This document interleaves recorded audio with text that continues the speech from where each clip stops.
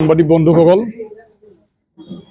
এই শিৱসাগৰতে সদৌ অসম কবি সন্মিলনৰ সপ্তদশ দ্বিবাৰ্ষিক অধিৱেশন অহা ২৭, ২৮ আৰু ২৯ ডিচেম্বৰত অনুষ্ঠিত হ'বলৈ লোৱা হৈছে।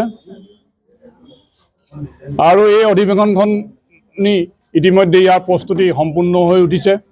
অসমৰ ২৫খন জিলাৰ ৩০০ শাখাৰ প্ৰতিনিধিয়ে এই অধিৱেশনত অংশগ্ৰহণ কৰিব। এই অধিৱেশনখিনি আদৰণি সমিতিয়ে পাৰ্যমানে কষ্ট কৰি সকলোখিনি কাম কাজ আগবঢ়াই নিছে।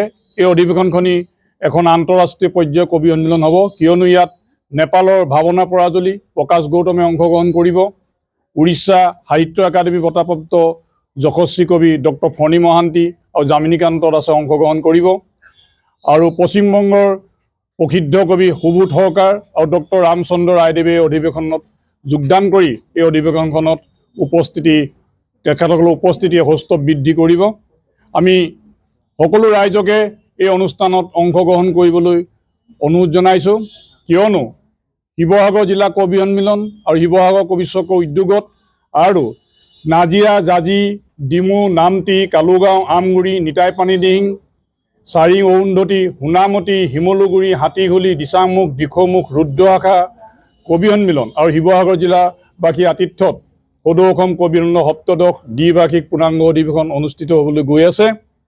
আপোনালোকৰ সহায় সহযোগে আপোনালোকৰ উপস্থিতিয়ে অধিৱেশনখন সাফল্যমণ্ডিত কৰিব বুলি আশা ৰাখিছোঁ।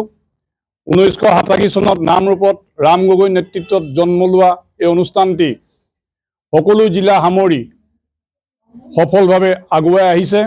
আৰু এই অধিৱেশনত কাৰণে যিসকল প্ৰতিনিধি আহিব, প্ৰায় ৩০০ শাখা প্ৰতিনিধি আহিব, এই প্ৰতিনিধিসকলক আদৰিবৰ বাবে আমাৰ আদৰণি সমিতি প্ৰস্তুত হৈ আছে। আপোনালোক সকলো আহক, সকলোৱে কবিতা পাঠ কৰক আৰু সেই ২৭, ২৮, ২৯ তিনিদিনৰ কাৰ্যসূচীতে আপোনাৰ সকলোৱে সহযোগিতা কামনা কৰিছোঁ।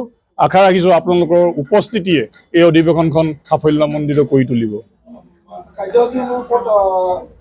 ছোৱালী কলেজত শিৱসাগৰ ঐতিহ্যমণ্ডিত শিৱদৌলৰ কাষতে শিৱসাগৰ ছোৱালী কলেজত ৩দিনীয়া কাৰ্যসূচীয়ে আমাৰ অনুষ্ঠান অনুষ্ঠিত হ'ব। আমি আশা ৰাখিছোঁ আপোনালোক সকলো ৰাইজে এই অনুষ্ঠানত অংশগ্ৰহণ কৰি অধিৱেশনখন সাফল্যমণ্ডিত কৰি তুলিব।